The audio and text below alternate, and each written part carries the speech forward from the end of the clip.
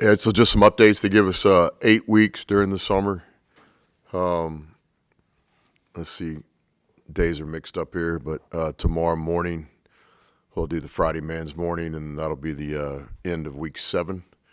And so this is kind of our last weekend in Oxford together as a team. And then next week will be week 8. Guys will get almost a full 2 weeks off, depending on where they are academically, before we report back for classes in late August. Quick update on some of our past players. Obviously, Dre and Sean and Books. Jamarion Sharp played really well in the NBA Summer League. Matt Morrell signed the deal with Utah. Wasn't able to play in games, but his rehab's going well. We had some great news just a few days ago. Mikel Brown signs his first pro contract. Breaks signed his first pro contract. Talked to Juju briefly the other day. He's in that process. Barnes is in that process. So had so many seniors on last year's team. Hope I'm not missing somebody, but continuing to support all those guys. Padula was in Oxford, yesterday or 2 days ago. Might still be here. But wishing all those guys the best. Schedule update. I think we might have announced some SEC home opponents. Have we done that? I think the complete schedule reveal is coming quickly because we've got the call from the SEC. I think they always kind of call you first, take you through the schedule. So I'm assuming that's going to be released real soon. Overall this summer, I think it's been well. We had a lot of individual stories within our team. Off the top of my head, Corin continuing to rehab and come back. He's on the floor in limited practice time right now, so that's been great. We had a lot of academic success. We're looking forward to Ilias getting here very soon. Update on that. It's just in the visa I-20 process. So since I talked to you guys last, we just continue to have more good news on that. So we're looking forward to him being to Oxford soon. I think the guys have done a good job this summer, just like Corey said, just trying to form real relationships. It's a fine line. You're going to do all the stuff that every team does, team meal or bowling night or let's hang out here. A lot of that's orchestrated by the coaching staff. We definitely do that, but we don't overdo that. We think real relationships happen when the guys kind of coach their own team. And I think our veteran players, they've done a really good job of that. Our returners, I think our new guys have had a lot of courage coming in. And I like where our team's at chemistry-wise. We're still a work in progress for sure. Trying to get the guys to understand how important week 8 is, because you can kind of see that short summer vacation right around the corner, but just trying to really embrace next week and make sure it's not just one of these fluffy weeks where we're all mentally checked out. And I trust that we'll do that. But these two guys, Tyler, talented young player, positionless guy. I think his mother did a great job with him growing up, and then the coaches that he played for, he wasn't just put in the post because he was the tallest guy on the team. So he has a real opportunity to be a guy that can play on the perimeter as well. I think the one thing about him, I've just been impressed with. A little bit of toughness coming in. With all the freshmen, you recruit them, you see them play, you get to know them, but you don't really know everything until that first rep in a college practice or that first time they get banged up a little bit. But Talis has a little toughness to him. He's associated with his length and talent and youth, but he'll fight you a little bit. So he's had a good summer.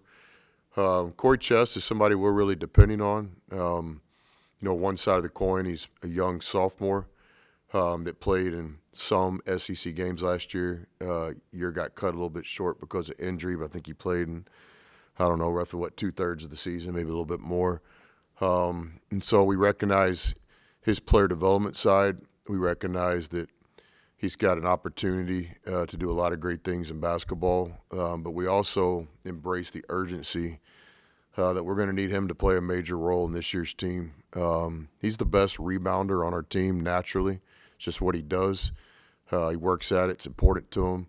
So we definitely want to continue that, but we also want to expand his game. Both guys are really likable guys, great teammates. I've enjoyed coaching them this summer, and there's a definite role for both these guys, now, not just in the future. Any questions?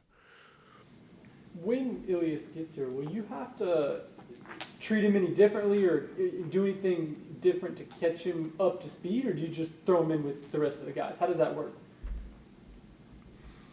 Do you think we're just going to throw him in with the rest of the guys? I mean, yeah, obviously it's going to be a challenge. We're going to have to maximize days, hours, minutes. We're going to have to really have a plan to try to get as much done as we can. We're fighting time more than anything. So what I imagine, not going through the detailed plan, but there is a detailed plan.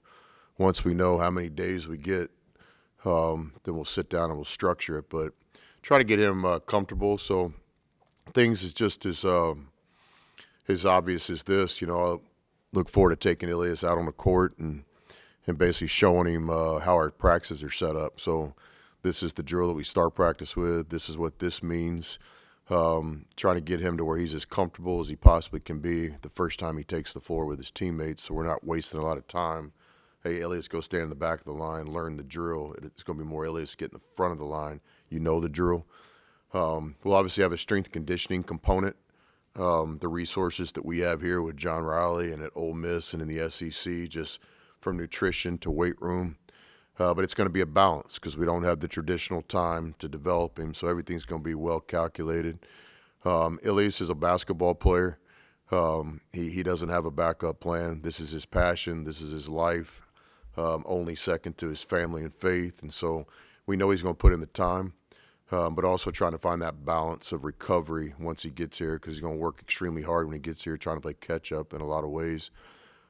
He's already started that process. He's been watching Ole Miss games and tape and video of college basketball since our very first Zoom with him last spring when we started recruiting him. So he's put in the time. But yeah, lots of things when he gets here. We're going to have to be calculated. We're going to have a plan. The quicker we can get him acclimated to the states, to Mississippi, to Oxford, to his living arrangements and things like this, it'll be a team effort. It won't just be me and Ilias. It'll be our staff, and most importantly, it'll be our players. So depending on when he gets here, we've already had a commitment from several of our guys to come back early if needed on a voluntary basis just to spend time with him. But that's something we got to do. We've been in this situation before. I've coached championship teams that added players this semester, and so when the season was already going on. So we've got some experience here, but ultimately it'll be Ilias putting in the work, which we're very confident he will. Kind of off of that, is the August, kind of September, October preseason work, is it going to have to almost be viewed as like summer and the early part of non-conference be treated like preseason for him, or is it once he gets here, you'll kind of know that? Yeah, so because of my confidence and belief in him as an experienced player that's played high-level basketball for a long time, and that's just, again, who he is. Basketball is not just something Ilias does, it's who he is. He's a basketball player. He's got a great basketball family, circle, mentors, agent. So I come into it knowing the task is going to be very difficult. You're talking about adding one of your best players late in the process, but I'm confident because we're dealing with an experienced guy. Be much more difficult with a young player, although we've done that before too. But no, it's going to be a team effort. I just think the quicker we can just get him immersed, again, I don't want a lot of delays because he didn't know this drill or he didn't understand that's what we do here. So then just look forward to spending a lot of time with him. Big part of college basketball is the relationships that start in recruiting and summer and preseason. And so simply stated, we just look forward to spending some time with Ilias, getting to know him as a person instead of just the person we've been seeing on the Zoom screen here for months. In terms of the setup, I don't think we change anything with our team because he wasn't here this summer. I think we stick with the same process and plan, but we're just going to have to get him acclimated. It's going to take a lot of extra work on his behalf, and he understands that. We asked you about him at the start, but how have you seen Dia over the summer kind of grow into that, I guess, veteran leadership role? Yeah, I think I'm proud of Dia. I see some positives, but also, just truth-telling part of who we are. Like, we'll see when the lights come on. I think whenever you have a returning player, that had a good season, coming back, expectations. You're going to get those questions every press conference, every day. But my thing is, Dia's going to have to show that. Is Dia a 5 rebound guy, that can help you win a game? Or is Dia going to be one of the best rebounders in the SEC that can help us win championships and puts him in a position where his pro opportunity is a different door? There's one door for a guy that averages 5 rebounds. There's another door for a guy that averages 8 or 9. So that's one specific example. I think Dia's worked hard at it. He spends time. He wants to do the right things. But ultimately, it's a production-based world, game, life, program. So just like all you guys and everybody, I'm looking forward to it. We've seen the improvement, but I think the next step is consistency. In an hour summer practice or in a 20-minute inter-squad, that only allows you a certain body of work. I'm looking forward to seeing Dia when it gets back to being 40-minute games in the competition of live practices. There's a lot on him. Pressure is a privilege. It really is. That's true. That's not just a bumper sticker. And I think he understands this. So, I would argue that there's a lot of players around the country that have to have very improved seasons for their teams to win, for them to play, and certainly for them to have future opportunities. And D is one of those guys. He needs to have a big-time year. He knows that. We know that. But until those lights come on, all I can really do is answer the question like I've tried to right now. Did you guys recruit Corey out of high school? Yes. When I was at Texas, Corey came down on an unofficial visit, maybe a couple. I remember meeting him as a young player. He's got a great basketball circle, family, mom, mentor with Livingston, and yeah, we did. And then I think the timing of us getting here to Ole Miss, I don't really remember that timing. How is he a different player from when you saw him then to what you saw in the portal this past offseason? Like within our program? Mm-hmm. I think work in progress. I think the first thing with Corey is his own expectations. What do you want? It always starts with that. What do you want? And a lot of players have a hard time really saying that. They'll say one thing on Instagram, but they won't say that face to face. They'll say one thing in a press conference, but they won't say that at Friday night at 10 o'clock, with their friends. And so, I know what I want for Corey. I want him to develop into a really good basketball player, a pro. I want the athleticism and the rebounding not to define him, just to be a part of his game. So, skill level. He's not a big, he's not a guard. He's got to work on skill level. I want Corey to become a better ball handler, a better shooter. But ultimately, it's got to be him, And so I think one part this summer is I think he's starting to think a little bit different about himself, about his game, about where he could be one day. And he's put in real time on those things I mentioned. So really, it's expectations. Is he coming in trying to play a role on an Ole Miss team that has high expectations, or does he have some special alpha in him? Does he view himself as, hey, I know I'm one of the best athletes in the SEC, but I think I could be one of the best players in the SEC. That's on him. We're here to support him, remind him, push him, motivate him, praise him, criticize him, tell him the truth every day. So, but I think I have seen a little bit of a change. Yeah, I wasn't at his school last year. I can only talk about what I saw on film and what I've seen from day one to day, 24, 25. So I think with Corey, interesting player. I think could be really good. Has instincts. The game comes easy to him in a lot of ways, but he's got to work on his skill. He's the poster person of player development. If he develops, we could be having a lot of great moments with Corey.